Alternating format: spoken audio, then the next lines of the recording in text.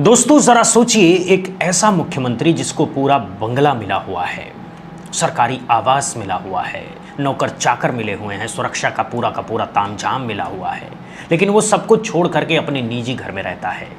एक ऐसा मुख्यमंत्री जो रोज सुबह 17 किलोमीटर तक का सफर तय करके अपने सचिवालय जाता है।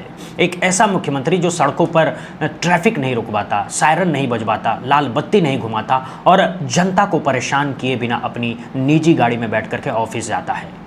क्या आप यकीन कर सकते हैं कि इस देश में आज के दौर में ऐसा कोई मुख्यमंत्री हो सकता है? जी हाँ, हैं।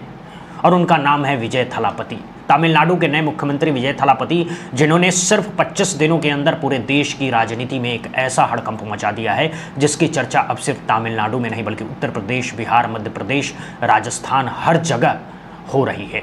और सबसे दिलचस्प बात यह है कि उनके इस अंदाज से सबसे ज़्यादा अगर कोई परेशान है, वो नेता जो दशकों से वीआईपी कल्चर के नाम पर इस देश की जनता का खून चूस रहे हैं। आज मैं आपको विजय थलापति की वो पूरी कहानी बताऊंगा जिसने पूरे देश की सोच को बदलने पर मजबूर कर दिया है। लेकिन उससे पहले ज़रा ये समझिए कि माजरा क्या है। तमिलनाडु में हाल ही में 34 मंत्रियों को सरकारी बंगले आवंटित किए गए। बड़े बड़े आलीशान बंगले, हरे भरे लॉन, मार्बल के फर्श, चमकते हुए झूमर, जैसा कि आमतौर पर सरकारी बंगलों में होता है। हर मंत्री खुश हैं, हर मंत्री अपने नए घर में शिफ्ट हो गए हैं। लेकिन इस पूरे सिस्टम में एक शख्स ऐसा है जिसने सबसे बड़ा बंगला ठुकरा दिया है, और वो शख्स कोई और नहीं बल्कि खुद मुख्यमंत्री विजय थलापति हैं। उन्होंने साफ शब्दों में कह दिया कि भाई, मुझे सीएम आवास नहीं चाहिए, मैं अपने निजी घर में ही रहूंगा। मेरा निजी घर सचिवालय से 17 किलोमीटर दूर है, तो क्या हुआ, मैं रोज इतना सफर तय कर लूंगा। और सिर्फ कहकर नहीं बैठे बल्कि करके भी दिखा रहे हैं। रोज सुबह वो अपने घर से निकलते हैं, अपनी निजी गाड़ी में बैठते हैं, बिना ट्रैफिक रुकवाए, बिना सायरन बजाए, अलग बनी लेन में होते हुए सीधे सचिवालय पहुंचते हैं। ना कोई वीवीआईपी तमाशा, ना कोई काफिला, ना कोई दिखावा, सिर्फ एक आम आदमी की तरह काम पर जाना और काम पर से वापस आना। अब इसी एक कदम ने पूरे देश में एक नई बहस को जन्म दे दिया है। लोग पूछ रहे हैं कि अगर तमिलनाडु में ऐसा हो सकता है तो उत्तर प्रदेश में क्यों नहीं हो सकता है? अगर तमिलनाडु में ऐसा हो सकता है तो बिहार में क्यों नहीं हो सकता है? अगर तमिलनाडु में ऐसा हो सकता है तो मध्य प्रदेश और राजस्थान में क्यों नहीं हो सकता है? और जब लोगों ने ये सवाल उठाना शुरू किया तो वो तस्वीरें भी सामने आने लगी जो शर्मनाक है।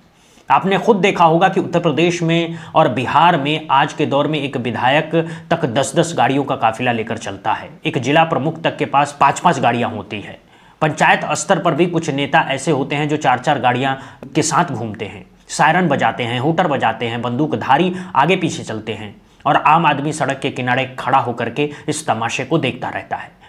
और जब वो काफिला निकल जाता है तब वो आदमी अपनी टूटी हुई साइकिल उठा करके वापस अपने काम पर लग जाता है। यही तो वो वीआईपी कल्चर है जिसने इस देश की रीढ़ तोड़ करके रख दी है। यानी वो तो दिखावा है जिसे जनता और नेता के बीच में एक दीवार खड़ी कर दी गई है, और इसी दीवार को तोड़ने का काम विजय थलापति ने तमिलनाडु में करके दिखाया है। अब आप पूछेंगे कि ये सब बस एक प्रतीकात्मक कदम है या इसके आगे भी कुछ है? तो दोस्तों, इसके आगे भी बहुत कुछ है। विजय थलापति ने जिस दिन से सीएम की कुर्सी संभाली है उस दिन से जनता के हित में एक के बाद एक फैसले लेने शुरू कर दिए हैं। सबसे पहला और सबसे बड़ा फैसला जिसने पूरे देश के किसानों के दिलों में उम्मीद की एक किरण जगा दी है, वो है किसानों के कर्ज माफ़ी का फैसला। जी हाँ, तमिलनाडु में किसानों का कर्ज पूरी तरह से माफ़ कर दिया गया है, और ये कोई छोटा मोटा फैसला नहीं है। ये वो फैसला है जिसका इंतज़ार पूरे देश के किसान सालों से कर रहे थे। ये वो फैसला है जिसके लिए पंजाब के किसान, हरियाणा के किसान, उत्तर प्रदेश के किसान महीनों महीनों दिल्ली बॉर्डर पर ठंड में, सर्दी से, बारिश में बैठे रहते थे। लेकिन क्या हुआ था उनके साथ? याद कीजिए वो तस्वीर। उनके ऊपर वाटर कैनन से पानी की बौछारें छोड़ी गई थी, उनके ऊपर आंसू गैस के गोले दागे गए थे, उनके रास्ते में लोहे की कीलें गाड़ी गई थी, उनके रास्ते में कंक्रीट की बड़ी बड़ी दीवारें खड़ी कर दी गई थी, तारों की बाड़ लगा दी गई थी, बॉर्डर सील कर दिए गए थे। ये सब करने में सरकार बहुत आगे थी, लेकिन किसानों का कर्ज माफ़ करने की बारी आई तो हाथ खड़े कर दिए। और दूसरी तरफ देखिए, तमिलनाडु में विजय थलापति ने एक झटके में किसानों का कर्ज माफ़ कर दिया। और जब ये खबर देश के दूसरे हिस्सों में पहुंची तो किसान आंदोलन के बड़े नेता राकेश टिकैत खुद आ गया है। उन्होंने खुले मंच से विजय थलापति की तारीफ की। उन्होंने कहा कि अगर तमिलनाडु की धरती पर ऐसा हो सकता है, अगर वहाँ के किसान इतने राहत महसूस कर सकते हैं तो बाकी राज्यों में क्यों नहीं हो सकता। उन्होंने सीधा सवाल केंद्र सरकार से पूछ लिया, उन्होंने सीधा सवाल भाजपा शासित राज्यों से पूछ लिया कि अगर एक तमिलनाडु ये कर सकता है तो आप क्यों नहीं कर सकते। और इस सवाल का जवाब आज तक किसी के पास नहीं है, क्योंकि सच्चाई ये है कि कर्ज माफी एक राजनीतिक इच्छा शक्ति का मामला है। अगर सरकार चाहे तो हो सकता है, और अगर सरकार न चाहे तो हजार बहाने बन सकते हैं।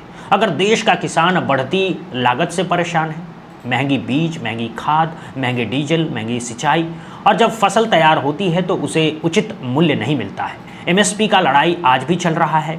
कितने ही किसान कर्ज में डूबकर अपनी जान दे चुके हैं। महाराष्ट्र के विदर्भ के आंकड़े उठा करके देख लीजिए, मध्य प्रदेश के बुंदेलखंड के आंकड़े उठा करके देख लीजिए, हर साल हजारों किसान आत्महत्या कर रहे हैं। और इन सब के बीच में विजय थालापति का ये फैसला एक उम्मीद की किरण बनकर उभरा है। अब बात करते हैं विजय थालापति की कार्यशैली की।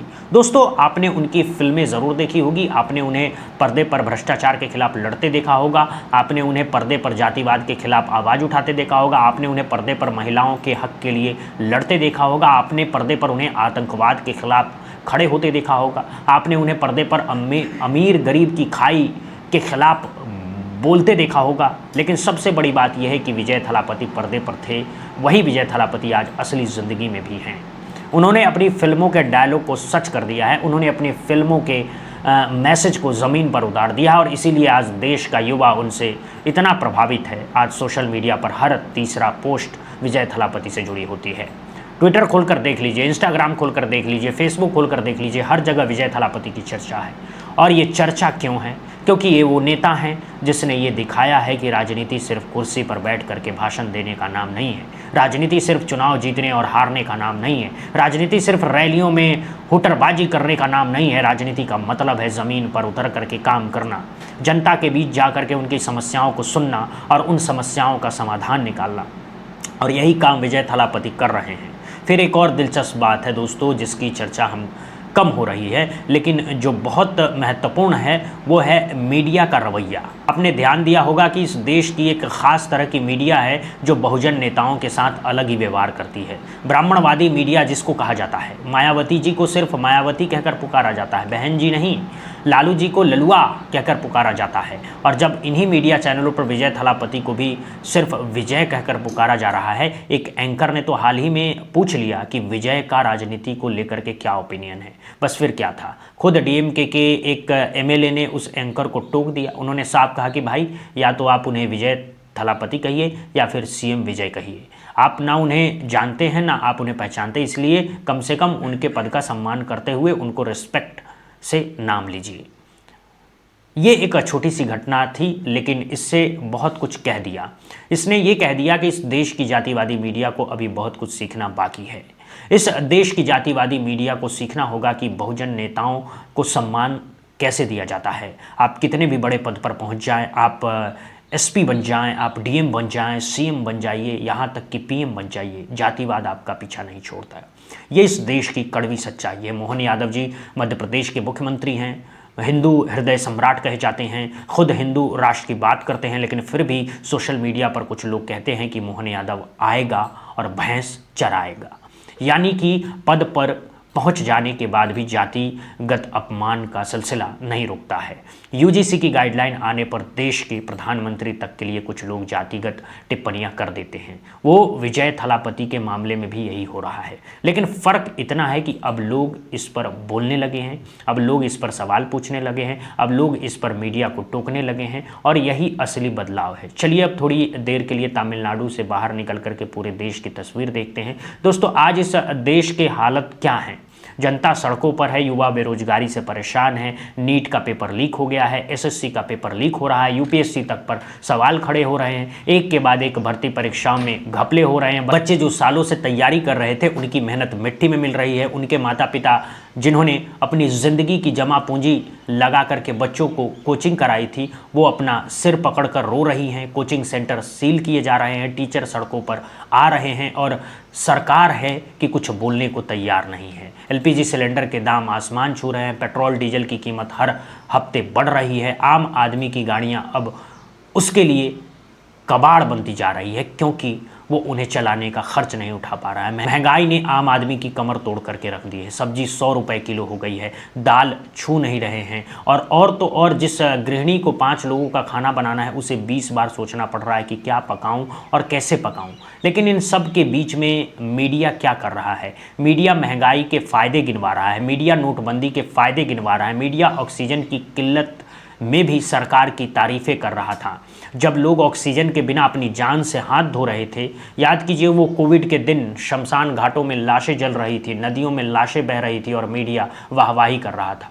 आर्थिक मंदी में भी मीडिया के पास सरकार के लिए सिर्फ तारीफ़ें थीं। बेरोजगारी रिकॉर्ड स्तर पर पहुंच गई है, तब भी मीडिया कह रहा है कि भारत विश्वगुरु बन रहा है। ये कैसा विश्वगुरु है जहां अपने ही बच्चों को नौकरी नहीं मिल रही है? ये कैसा विश्वगुरु है जहां अपने ही किसान कर्ज में डूब कर मर रहे हैं? ये कैसा विश्वगुरु है जहां अपने ही युवा सड़कों पर पेपर लीक के खिलाफ प्रदर्शन कर रहे हैं? याद कीजिए वो वादे जो किए गए थे, 15 लाख रुपए हर खाते में आएंगे, काला धन वापस लाया जाएगा, महंगाई कम होगी, बेरोजगारी खत्म हो जाएगी, अच्छे दिन आएंगे, हर साल 2 करोड़ नौकरियां दी जाएंगी।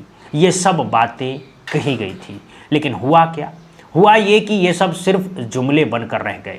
ये सब सिर्फ चुनावी लॉलीपॉप साबित हुए जो जनता को चटाए गए थे। और दूसरी तरफ देखिए विजय थलापति को, ना कोई बड़े बड़े दावे, ना कोई हवाई वादे, ना कोई जुमलेबाजी, सिर्फ काम, सिर्फ ज़मीन पर उतर करके काम। 25 दिनों के अंदर किसानों का कर्ज माफ, 25 दिनों के अंदर वीआईपी कल्चर पर लगाम, 25 दिनों के अंदर मंत्रियों के लिए नई आचार संहिता, 25 दिनों के अंदर बड़ी बड़ी कंपनियों के सीईओ से मुलाकात ताकि तमिलनाडु में टेक्नोलॉजी का विकास हो सके, 25 दिनों के अंदर शिक्षा व्यवस्था को सुधारने के कदम। ये है असली काम, ये है असली राजनीति। और इसीलिए राहुल गांधी जी ने भी विजय थलापति की तारीफ की। उन्होंने कहा कि तमिलनाडु बदलाव के लिए तैयार है, जनता ने अपना स्पष्ट संदेश दे दिया है। विजय थलापति उस परिवर्तन की आवाज़ बनकर उभरते हैं जिसकी राज्य को आवश्यकता थी। उन्होंने ये भी कहा कि वो विजय थलापति के साथ मजबूती से खड़े हैं और इस ऐतिहासिक यात्रा में अपना पूरा समर्थन देते हैं। उन्होंने भरोसा दिलाया कि इंडियन नेशनल कांग्रेस और सभी गठबंधन सहयोगी मिलकर के तमिलनाडु को और मजबूत बनाएंगे और अधिक प्रगतिशील बनाएंगे और अवसरों से भरपूर बनाएंगे। दोस्तों, कुछ लोगों को लगता है कि जब विजय थलापति प्रधानमंत्री मोदी जी से मिले तो शायद वो बीजेपी के साथ चले गए, शायद वो बिक गए हैं, शायद अब वो भी वही करेंगे जो बाकी नेता करेंगे। लेकिन तस्वीरें चीख चीख कर बता रही है कि विजय थलापति वैसे ही हैं जैसे वो पहले थे। उनका रुख वही है, उनकी सोच वही है, उनका तरीका वही है। उन्होंने ना अपनी विचारधारा बदली, ना अपने आदर्श बदले। फूले प्रिय अंबेडकर के विचारों को आगे बढ़ाते हुए वो लगातार काम कर रहे हैं। वो शायद यही वजह है कि देश का हर युवा, हर किसान, हर मजदूर, हर आम आदमी आज विजय थलापति में अपना भविष्य देख रहा है। दोस्तों, असली नेता वही होता है जो जनता के मुद्दों को गंभीरता से समझते हैं, उन पर सोचते हैं और उन्हें सुलझाने का प्रयास करते हैं। हुटरबाजी से, बड़े काफिले से, बड़ी बड़ी रैलियों से, बड़े बड़े भाषणों से विकास नहीं होता। विकास होता है किसानों को मजबूत करने से, विकास होता है युवाओं का भविष्य सुरक्षित करने से, विकास होता है शिक्षा को बेहतर बनाने से, विकास होता है स्वास्थ्य सुविधाओं को आम आदमी तक पहुँचाने से, विकास होता है टेक्नोलॉजी और विज्ञान पर निवेश करने से, विकास होता है सबको साथ लेकर चलने से, ना कि हिंदू मुसलमान करवाने से, ना कि सांप्रदायिक माहौल बनाने से, ना कि जनता को आपस में लड़वाने से। आज इस देश में सबसे ज़रूरी मुद्दे क्या हैं? अस्पतालों की हालत ख़राब है, उसे सुधारिए। स्कूलों की हालत ख़राब है, उसे सुधारिए। बेरोजगारी चरम पर है, उसे कम कीजिए। महंगाई आसमान छू रही है, उसे काबू में लाइए। किसान कर्ज में डूबा हुआ है, उसे बाहर निकालिए। लेकिन हो क्या रहा है? हो रहा है हिंदू मुसलमान, हो रहा है मंदिर मस्जिद, हो रहा है पाकिस्तान बांग्लादेश। असली मुद्दे कहीं दूर कोने में पड़े हुए हैं। और इसी बीच विजय थलापति ने आकर के ये दिखा दिया है कि अगर इरादे नेक हो, अगर नीयत साफ हो, अगर लोकतंत्र को सच में लागू करने की इच्छा शक्ति हो, अगर संविधान के दायरे में रह करके काम करने का जज्बा हो, तो क्या कुछ नहीं किया जा सकता है। बस फर्क इतना है कि कौन सी सरकार जनता के लिए काम करना चाहती है और कौन सी सरकार सिर्फ अपनी कुर्सी बचाना चाहती है। तो दोस्तों, ये थी विजय थलापति की पूरी कहानी जो आज पूरे देश की चर्चा का विषय बनी हुई है। एक ऐसा मुख्यमंत्री जिसने वीआईपी कल्चर को धूल चटा दी है, एक ऐसा मुख्यमंत्री जिसने किसानों के दिल जीत लिया है, एक ऐसा मुख्यमंत्री जिसने युवाओं की उम्मीद बनकर उभर आया है, एक ऐसा मुख्यमंत्री जिसने ये दिखा दिया कि अगर नियत हो तो सब कुछ संभव है। अब आप बताइए, क्या आपको लगता है कि उत्तर प्रदेश में भी ऐसा हो सकता है? क्या आपको लगता है कि बिहार में भी ऐसा हो सकता है? क्या आपको लगता है कि बाकी राज्यों में भी वीआईपी कल्चर खत्म होना चाहिए? क्या आपको लगता है कि बाकी राज्यों में भी किसानों का कर्ज माफ़ होना चाहिए? नीचे कमेंट सेक्शन में अपनी राय ज़रूर दीजिएगा। इस वीडियो को ज़्यादा से ज़्यादा शेयर कीजिए, लाइक कीजिए, ज़्यादा से ज़्यादा लोगों तक पहुँचाइए ताकि सच्चाई सब लोगों तक पहुँच सके। और अगर आपने अभी तक हमारा चैनल सब्सक्राइब नहीं किया है तो लाल रंग के सब्सक्राइबर बटन को दबाइए, साथ ही बेल आइकन की घंटी को भी दबा दीजिए ताकि हमारी हर खबर आप तक सबसे पहले पहुंचते रहे। मिलते हैं अगले वीडियो में, तब तक के लिए जय हिंद, जय भारत।